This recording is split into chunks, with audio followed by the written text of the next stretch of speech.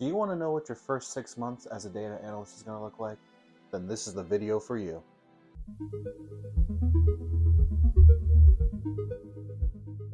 How's it going, guys? Welcome to the channel. My name is Dan and I'm a data analyst. So I'm almost done with my first year as a data analyst. And today I wanted to make a video for people that aren't data analysts yet, that are looking to get into it, what to expect for their first 6 months. I know for me personally, I found a lot of videos that talked about this is what you're going to do at your job, this is what an entry level does, but it doesn't really break down exactly what it looks like on a day in, day out, or even a month in, month out basis. Now, obviously, everyone's situation is going to be a little bit different, but I'm hoping that even just my story of my personal experience will give you a little bit of perspective of what to expect. So for some context, I took an entry-level data analyst job at a pharmaceutical testing company. Now, my first 2 weeks with my company, I actually was grouped up with everyone that was hired around the same time as me. We were working out of what's called our training center. Now, at the training center, it was where we got an introduction to company overall, our individual jobs, and our departments as well. We got a tour of the entire facility. We got to meet with the heads of departments. We got introductory courses from each stages of the pharmaceutical testing process. So we got a very big picture overview of what to expect. Along with that, there were certain courses that we had to take with rules and regulations, safety, security, and a number of other things. So obviously the first 2 weeks was more about getting situated with the job and the company itself. So it was definitely more of a learning period, not a lot of work. The only work that I would say that I did the first 2 weeks were just the testing of our knowledge on proper documentation, security policies, and a couple of other little things like that. All right, and then once those 2 weeks are over, I actually sat down with the group leader of my team. He gave me an introduction to the group and got me set up at my desk. During that setup, I got issued a personal laptop, a cubicle, and then we did a setup for my monitors. Now, I'm sure that's not a big deal for most people, but like for me, I came from a food service background. I never had a setup. I never had a section that was just my little area. So your first month on the job, at least for me, was mostly about learning the type of data that you're going to be using and what type of tools that you're going to be using. Now for my team, we actually have a person who is specifically designated for training. He is called our tech advisor.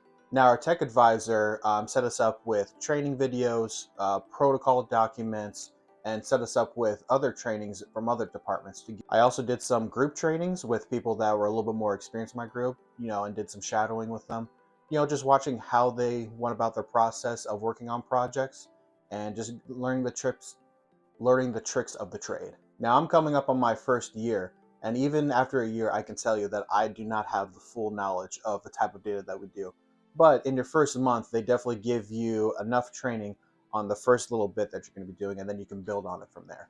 And obviously the most important training was trainings that we had on our systems that we use for gathering, storing, cleaning, and organizing data, which is our LIMS system. Now LIMS system is Laboratory Information and Management Systems. Now my company has their own designed version of the LIMS system that they use throughout the whole process of pharmaceutical testing. So then your second month is mostly going to be doing practice projects. My company actually has a training environment that is pretty identical to our working environment that my trainer was able to set us up with practice projects and give us a little bit of time for us to figure it out on our own. During this month, we also started getting integrated into the group more. We started joining the daily huddles where our group would talk about the projects, any problems, hiccups, or just general information for the group. And also the monthly meetings where our group would have more in-depth discussions of large projects and upcoming events and trainings that were going to be taking place. So then for us, it was the third month that we actually started getting real projects. So at first, our tech advisor would be the one that was in charge of assigning us our projects. And we would either work on them ourselves and then have him review our projects, or we would work on them with him in person as he reviewed us. To add to that, my group actually has a review policy, so anyone that works on a project must also have that project reviewed by another person before it can be submitted downstream. So obviously our first couple of months, we're only going to be working on our projects. We're not experienced enough yet to be able to work on and review other people's projects. But for this month in particular, it was just our trainer was the one that was reviewing us or reviewed our work after the fact. So the projects were mostly with just a couple of departments and were very selective in size and in nature. During this month, they kept our work capacity pretty low. That way we had as much time as we needed to be able to digest the projects that we were working on, and also gave us that freedom if there were other training opportunities or other learning opportunities, that we would have the freedom to take advantage of that. So after about a month of working on small projects yourself and being reviewed by our overall trainer, we then got released into the work group. So we were still assigned smaller projects, but this time it was by our group leader who was managing the whole group. And also, we were able to get our projects reviewed by other people in our group that were still more senior than us, but it didn't have to be specifically our training advisor anymore. So this is when the learning really starts to kick up, in my opinion, because now you're not really held back anymore. Now you're starting to have a little bit of freedom of like, hey, can I take on this project? Hey, can I push myself a little bit more? Now, obviously, in this type of work, you're always going to be learning. But at this point moving forward, the job and the work comes first, and learning and developing comes second. So then the last 2 months in your 6-month process, you're just taking on projects, expanding the type of work that you're doing, taking on more departments, taking on more complex projects, and getting the trainings on those. By the end of your 6 months, at least at my job, you should have a full range of training for all the different types of projects that you work on and all the different departments that you'll be working with. Now, obviously, they're not expecting you to be a seasoned pro after 6 months, but after 6 months, you should have an overall knowledge of how to do the projects and what type of projects you're going to be working on.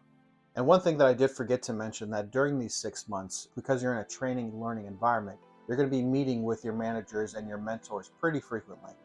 They're going to be assessing your strengths, assessing your weaknesses, adjusting your work capacity, expanding your knowledge, and just always making sure that you're on the right path to getting to where you need to go. So I definitely got lucky having a group of managers that made that a priority for us in training. And I hope that you guys don't settle for anything less. So yeah, guys, that's what my first 6 months looked like at my job as a data analyst. So my biggest piece of advice that I can say is just be willing to learn. This job, you will never stop learning. So just embrace and have fun with the aspect that you're not going to know it all. And there's going to be a different way to do something. And there's going to be things out there that you're not going to know. So that's what makes it so important to be able to work with knowledgeable people. Well, thank you guys for joining me on this video. I'd love to hear anyone who is a data analyst, what your first 6 months looked like. If you could put that in the comments, I would love to hear your story. And for those of you who are new, who are looking to become data analysts, I hope that this video gives you a good perspective.